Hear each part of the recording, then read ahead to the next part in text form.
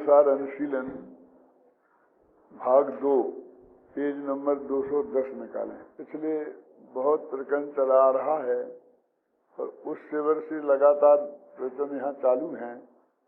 जो शिविर समाप्त हो गया था उसके बाद भी जब तक मैं यहाँ रहा तब तक चालू रहे और अभी जिस दिन से आया हूँ उसी दिन से अभी भी चालू हैं। कल तक चालू थे और उसमें एक पूरा लौट का लौट था जिसमें अनेक तर्क और युक्तियों से ये सिद्ध किया गया है कि ज्ञानी ज्ञानमय भावों का करता है और अज्ञानी अज्ञानमय भावों का करता है। पर पदार्थों का कर्ता न ज्ञानी है न अज्ञानी है। फिर प्रश्न खड़ा होता है कि ज्ञानमय भाव कौन है और अज्ञानमय भाव कौन है। तो सीधा अर्थ तो ये है कि राग द्वेष मोह के भाव हैं वे अज्ञानमय भाव हैं और बाकी के जो जानने देखने रूप परिणमन है वो ज्ञानमय भाव है। अब इसमें एक समस्या खड़ी होती है कि राग द्वेष मोह भी ज्ञानी के भी होते हैं और अज्ञानी के होते हैं और इसलिए फिर ज्ञानी अज्ञानी को उनका कर्ता कहा जाता है और ज्ञानी को उनका कर्ता नहीं कहा जाता है और उनके निमित्त से जो कर्म बंध होता है वो ज्ञानी को नहीं होता है ऐसा मानकर, क्योंकि ज्ञानी उनका कर्ता नहीं है।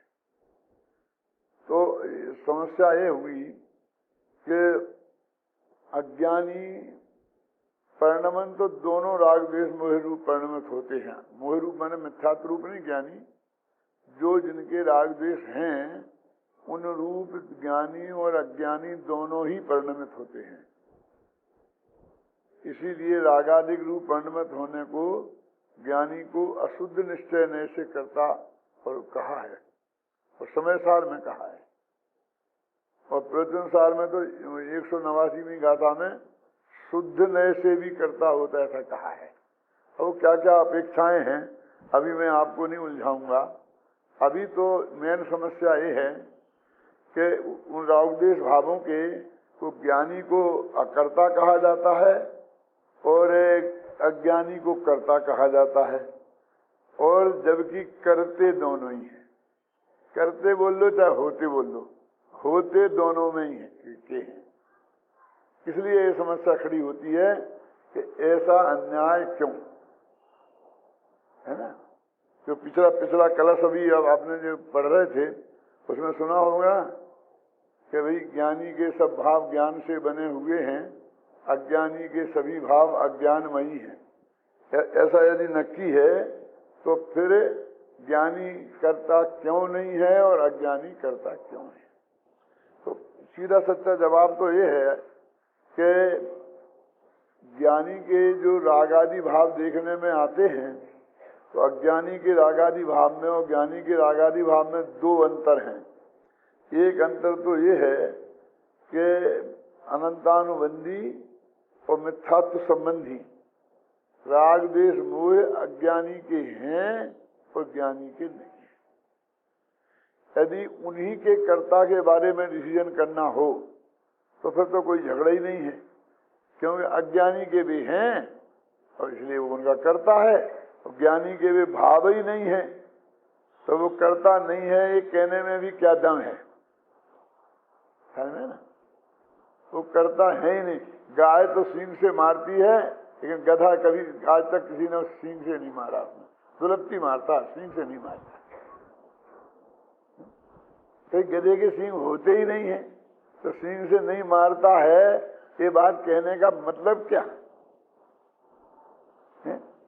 वो भाव अज्ञानी ज्ञानी जीव के होते ही नहीं है। मिथ्यात्व अनंतानुबंधी संबंधी राग द्वेष और अध्यात्म कहता हम तो उसको ही कहते हैं राग द्वेष। अब जो बाद में होते हैं इसको हम राग द्वेष ही नहीं कहते। क्या अध्यात्म तो ये कहता है इसलिए हम कहते हैं उसके होते ही नहीं है तो करता नहीं है, क्योंकि जो होते हैं उनको हम रागी द्वेष नहीं मानते, उन्हें दम ही नहीं है उनमें कुछ। ख्याल नहीं ना। सीधा सच्चा उत्तर ये है। फिर भी हमें राग द्वेष में दो भेद तो करना ही पड़ेंगे। अभी हम नहीं करते हैं तो बहुत कन्फ्यूजन खड़ा होता है। अब मुद्दे की बात ये रखो, अगला प्रश्न है ये, सुरेश जी जरा ध्यान से सुनो, कि जिसके 3 कसाएं हैं, माने अप्रत्याख्यानावरण, प्रत्याख्यानावरण और संजुलन, ये 3 कसाय चौकड़ी है। तो उनके जिसके अप्रत्याख्यानावरण है उसके प्रत्याख्यानावरण है कि नहीं है, और संजुलन है कि नहीं है, और सब तीनों अपना अपना काम करती हैं। जैसे कि अप्रत्याख्यानावरण क्या करती है कि मान लो उसे देश संयम नहीं होने देती, और प्रत्याख्यानावरण उसी समय सकल संयम नहीं होने देती, और संजुलन समझो कि श्रेणी नहीं मारने देती, जो भी स्थिति में जो दशम गुण स्थान से ऊपर नहीं जाने देती। तो वो ज्ञानी के भी और अज्ञानी के भी दोनों के ही है। तो अनंतानुबंधी नहीं है तो उसका काम नहीं है, अज्ञानी के वो भी है तो उसका भी काम है, तो बाकी के 3 का भी काम है। अब अज्ञानी में समझ लो कि जो मिथ्या तो अनंतानुबंधी कसाय है वो तो सम्यक्त नहीं होने देता, और फिर अप्रत्याख्यानावरण कसाय है वो देश संयम नहीं होने देती, प्रत्याख्यानावरण कसाय है वो सकल संयम नहीं होने देता, और जो संजुलन कसाय है वो यथाख्यात संयम नहीं होने देता। तो ये उसका बंटवारा है। तो अब वो तो अब अपन ने अलग कर दिए, ज्ञानी के हैं ही नहीं वो मिथ्यात्व अनंतानुबंधी। तो वे 3 के जो हैं, ज्ञानी के भी हैं और अज्ञानी के भी हैं। तो उन 3 प्रकार के जो राग हैं वे 3 कसाय वाले, उनका अज्ञानी को कर्ता कहा जाता है, तो उनका ज्ञानी को अकर्ता कहा जाता है। असली प्रश्न तो ये है अभय कुमार जी। तो कॉमन कहते रहते हैं तो वो कन्फ्यूजन बहुत खड़े होते हैं। यानी मिथ्या दृष्टि के जो असंयम है और सम्य दृष्टि के जो असंयम है। अब असंयम में समझ लो 5 इंद्रिय के विषय भी है और 4 कसायों की प्रवृत्ति भी और 5 पापों में भी प्रवृत्ति है, चाहे एक देश हो चाहे सर्वदेश हो, चौथे गुण स्थान में दोनों के ही है। तो ये असंयम रूप प्रवृत्ति का, प्रवृत्ति माने जो अभी शाम को अभय कुमार जी ने बताया था कि श्रद्धा के अर्थ में लेना, उसको तुम क्रिया के अर्थ में नहीं लेना, है ना। वैसे वृत्ति और प्रवृत्ति ये 2 शास्त्र में शब्द आते हैं। तो मोटे तौर से वृत्ति माने मान्यता और प्रवृत्ति माने उस मान्यता का क्रियात्मक रूप।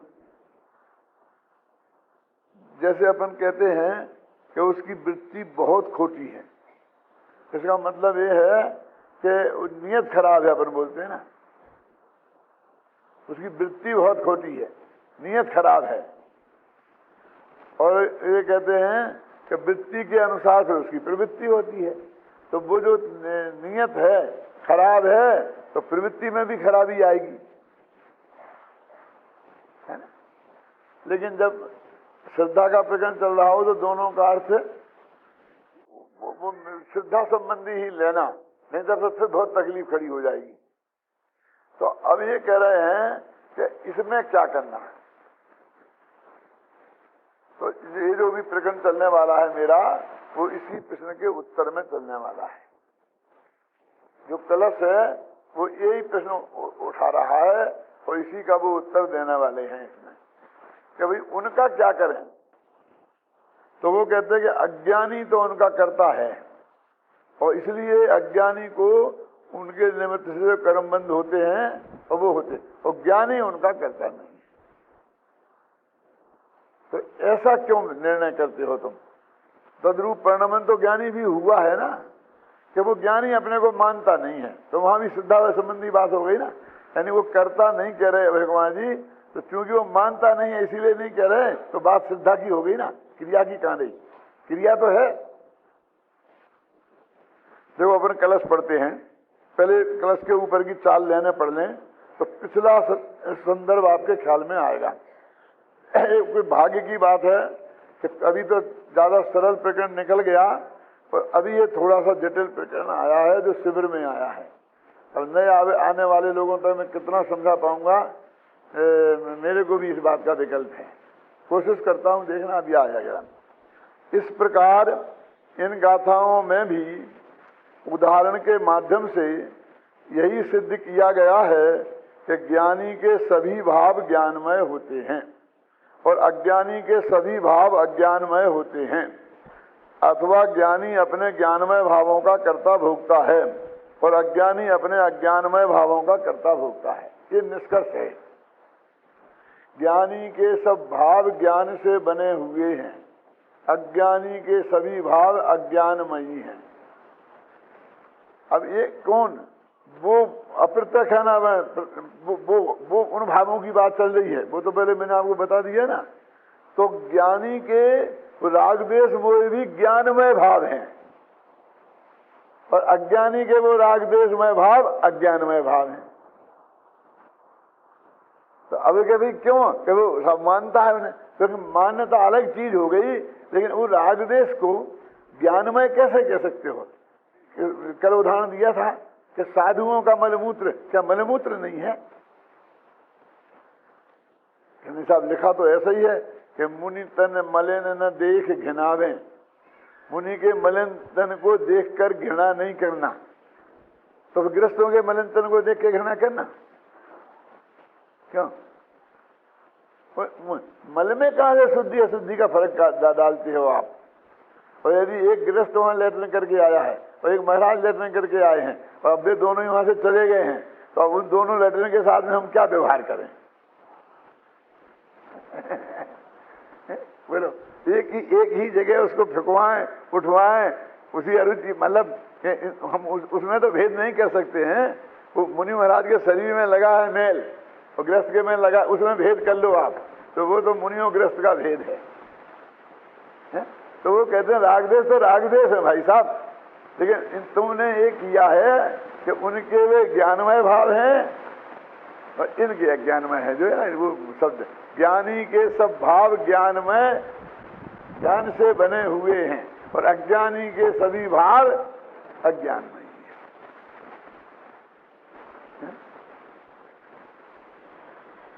सब लोग उदाहरण देते हैं कि शत्रु पीटे और माँ पीटे, पड़ोसन पीटे और माँ पीटे, तो उन दोनों के पीटने में बहुत फर्क है।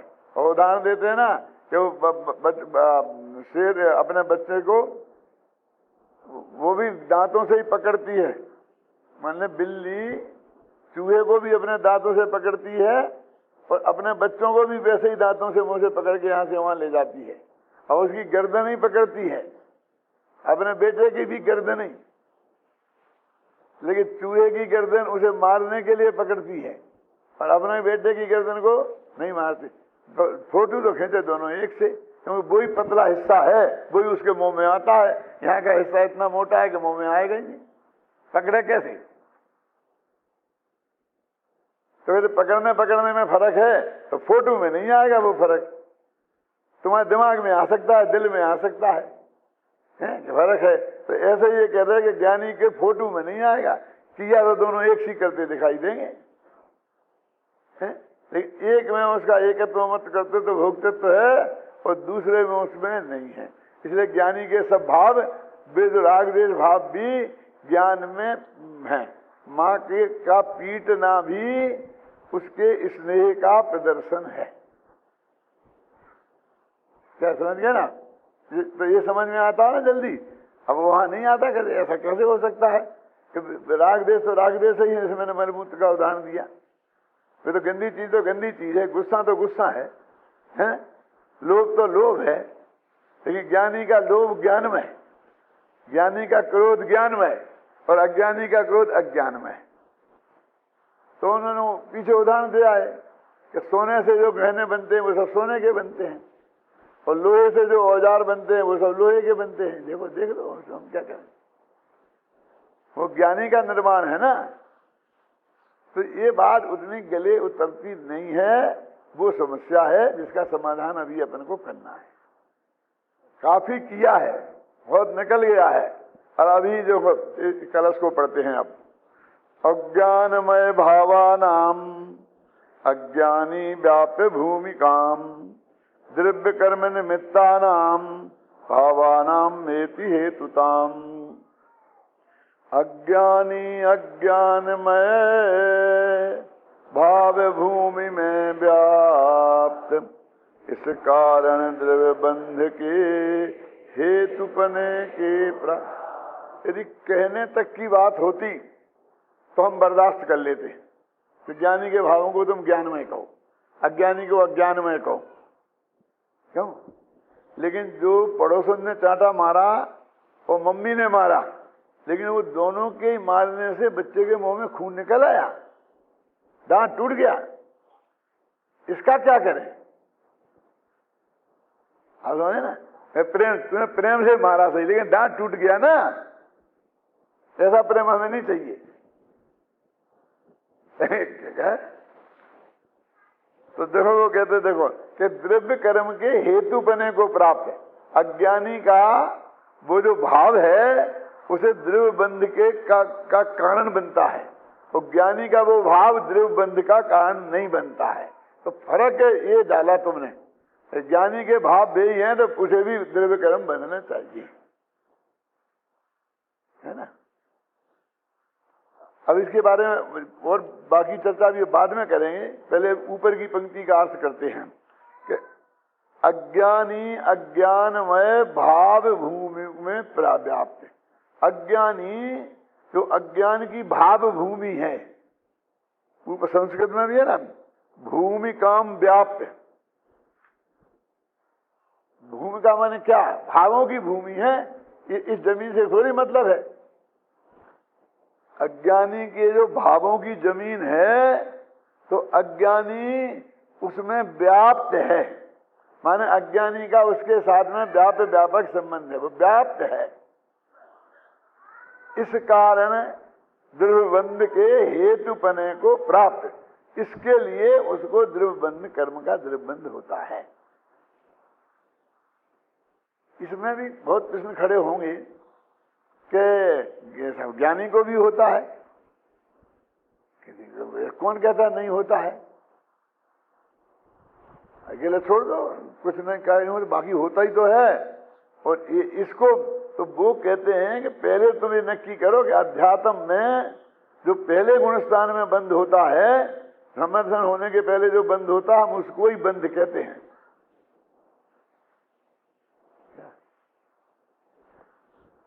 कल एक चर्चा हुई थी बहुत मार्मिक, वो आज मैं रिपीट कर देता हूं, बहुत से लोग नए आए हैं। अनंतानुबंधी के कारण जो कर्म बंद होते हैं और मिथ्यात्व के कारण जो कर्म बंद होते हैं, तो जो ये चलती है ना चर्चा कि मिथ्यात्व बंद का कारण नहीं है, बंद का कारण तो कसाय है।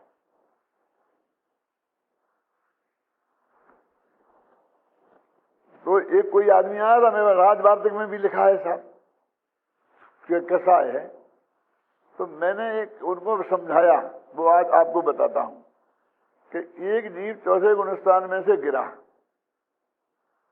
तो चौथे गुणस्थान में गिरा तो अनंतानुबंधी कसाय का उदय आ गया, इसे दूसरे में आ गया, और मिथ्यात्व का उदय आया नहीं, इसलिए पहले में जा नहीं पाया। यद्यपि इनका वियोग बहुत अल्प काल के लिए होता है, लेकिन होता है ना, इससे हमको ये बात समझने समझाने की सुविधा तो मिल ही गई ना, तब एक क्षण को सही है। उन्हें ऐसा उदाहरण दिया गोमरसार में, सम्यक्त रूपी पर्वत की चोटी से गिरा और मिथ्यात्व रूपी भूमि में पहुंचा नहीं, तो उस बीच के काल में कहां रहा? रहा ही कहां? या तो चोटी पे था, जमीन पे आया। हम वो बीच के उतने काल को हमारे लिए काल ही नहीं लगता है, जबकि वो असंख्य समय है। ऊपर से नीचे गिरे तो उसमें भी बहुत समय है, समझ गए ना आप? आकाश के एक एक प्रदेश में, जिस प्रदेश में वो आम गिरा ना आम के पेड़ से, तो पहले समय में जिस प्रदेश में है, दूसरे समय उस प्रदेश में नहीं है, और जिस प्रदेश में जब है तो पहले समय उसमें नहीं था। एक एक प्रदेश का एक एक समय का फर्क पड़ जाता है। तो वो काल का है, वो काल में उतना काल का वियोग है। किनका? अनंतानुबंधी का और मिथ्यात्व का। अनंतानुबंधी का उदय आ गया और मिथ्यात्व का उदय नहीं आया। बहुत जल्दी आएगा, लेकिन इतना जो पीरियड है। तो मैंने उनसे पूछा, उन विद्वान महोदय से, कि पहले गुणस्थान में 16 प्रकृतियों की बंध विच्छुत्ति होती है और दूसरे में 25 की, ऐसे भाई 41 होती हैं।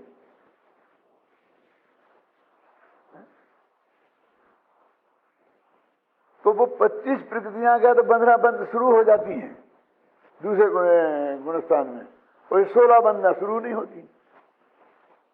तो इसका मतलब है कि दो जो 25 बंधना शुरू हो गई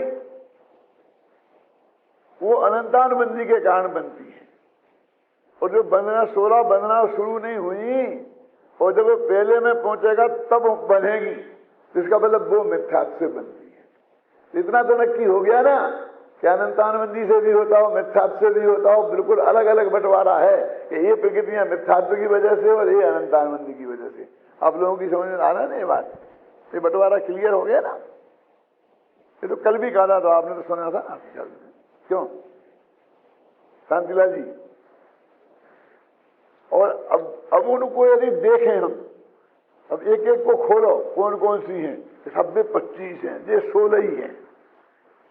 हमें 25 बहुत दिखती हैं और 16 कम दिखती हैं, लेकिन भैया इन 16 में एक एक ऐसी है कि भी उसकी 25 पासंग पे चढ़े।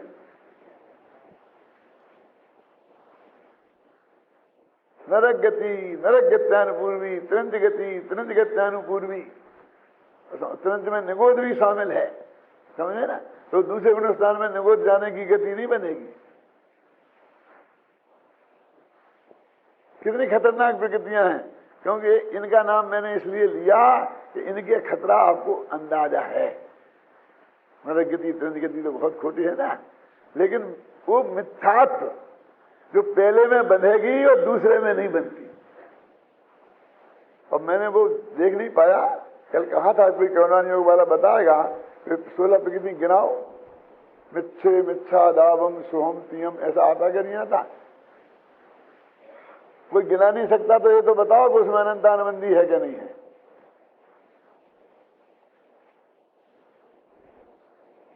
छोड़ दो अनंतानुबंधी को, एक तरफ रहने दो। तो मिथ्यात्व नामक प्रकृति होती है जो पहले में बनती है और दूसरे में नहीं बनती है। इसलिए सिद्ध हो गया कि वो तो मिथ्यात्व के कारण ही बनती है। मिथ्यात्व नामक प्रकृति पहले ही गुणस्थान में बनती है, बाकी 13 गुणस्थानों में कहीं नहीं बनती। तो उसका कारण तो एकमात्र मिथ्यात्व रहा। अब मैं पूछता हूं कि 148 प्रकृतियों में एक तरफ मिथ्यात्व रखो और एक तरफ 147, तो वजन किनका ज्यादा होगा? समझना क्या नहीं है? अरे आचार्यों ने तो ये कहते हैं कि मिथ्यात्व बंधा तो उसे हम बंद कहते हैं, और मिथ्यात्व नहीं बंधा तो हम उसको बंद कहते ही नहीं, हम तो उसे जीवन मुक्त कह देते हैं। हम तो उसे मोक्ष में, 4 प्रकार के मोक्ष में एक मोक्ष का नंबर दे दिया उसे।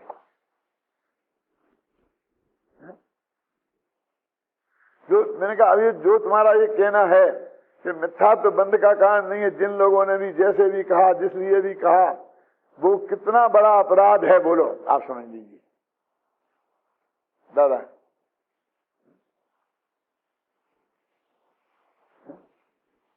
वो तो उसी से बंधी ना, उसमें से निकलते ही वो उसका बंधना बंद, आगे से क्या आगे जात चढ़ते वक्त सीधा चौथा आता है तो पुल पट्टी में रह जाता है। 41 एक साथ गई, लेकिन भाई लौट के जब आता है तब दूसरे गुणस्थान में 25 की बंध विच्छुत्ति का मतलब क्या? चाहे वो लौटते वक्त घटित होता है, जाते वक्त, इसका मतलब पहले में तो दूसरे में बंधती है वो 25 और दूसरे में नहीं बंधती हैं। दूसरे के बाद बंध विच्छुत्ति होगी ना, जो भी नियम है, और मिथ्यात्व आदि, तो ये 41 प्रकृतियां तो पहले ही में बंधने की रहेगी पूरी। अब कितनी बड़ी ताकत है।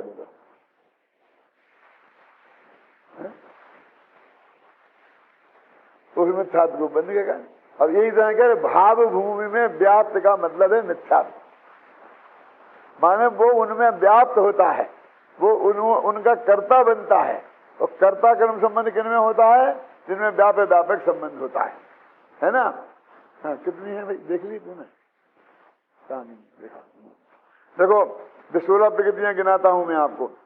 मिथ्यात्व, हुंडक संस्थान, नपुंसक भेद, असंप्रसाद का संहनन, एक इंद्रिय जाति, स्थावर, आतप, सूक्ष्म, अपर्याप्त, साधारण, 2 इंद्रिय, 3 इंद्रिय, चतुरिंद्रिय, नरगति, नरगत्यान पूर्वी, नरकायु, इतनी प्रकृतियां वहां नहीं बनती हैं। इसमें साधारण आ गई ना, एक इंद्रिय जाति आ गई ना, स्थावर आ गए ना सब। अब दूसरे में फिर वो अनंतानुबंधी की 4 कसा स्थान की दी वगैरह है, तो इसका मतलब अनंतानुबंधी की उदय में आई, अनंतानुबंधी उसे बंदे दी। आप समझे, बंदे की विच्छुत्ति बाद में होगी, मैंने उसे बंधेगी। तो अनंतानुबंधी से अनंतानुबंधी बनती है, और मिथ्यात्व से मिथ्यात्व बनता है। तो कसाय से कसाय बनती है, और मिथ्यात्व से मिथ्यात्व बनता है। सीधा सत्य न्याय हो गया ना। अब इसका मतलब मिथ्यात्व बनना कोई तुम्हारे लिए कुछ है ही नहीं। अब ये कहते मिथ्यात्व नहीं बना तो हमारे लिए तो बंध ही खत्म हो गया।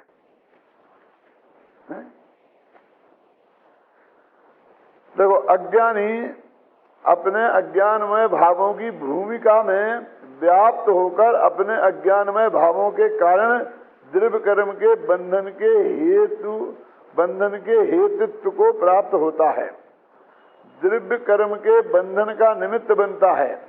तात्पर्य यह है कि अज्ञानी के अज्ञानमय भाव ही कर्म बंधन के निमित्त कारण रूप हेतु हैं। अज्ञानमय भाव माने मिथ्यात्व, समझे ना। अब हमारी दिक्कत क्या, वो ज्ञान शब्द लगा और अज्ञान, तो हम ज्ञान गुण की पर्याय समझते। ज्ञान गुण की बातें नहीं है जी। ये अज्ञान भाव माने मिथ्यात्व, और ज्ञान भाव माने सम्यक। नाम ज्ञान पड़े हुए हैं, और बात है समझ लो श्रद्धा गुण का ज्ञान मुखेन वर्णन, ऐसा समझ लो आप, ऐसी बात है। अब देखिए, विगत गाथाओं में यह कहते आए हैं कि ज्ञानी के सभी भाव ज्ञानमय होते हैं, और अज्ञानी के सभी भाव अज्ञानमय होते हैं। ज्ञानी ज्ञानमय भावों का करता है, और अज्ञानी अज्ञानमय भावों का करता है। तथा यह भी कहा गया है कि अज्ञानी को कर्मबंध होता है, और ज्ञानी को कर्मबंध नहीं होता। अब वो अपन तो सब जानते हैं कि कर्मबंध योग से तो होता है, अगर ये कर्म नहीं होते हैं उसको वो कर्मबंध नहीं होता कह रहे।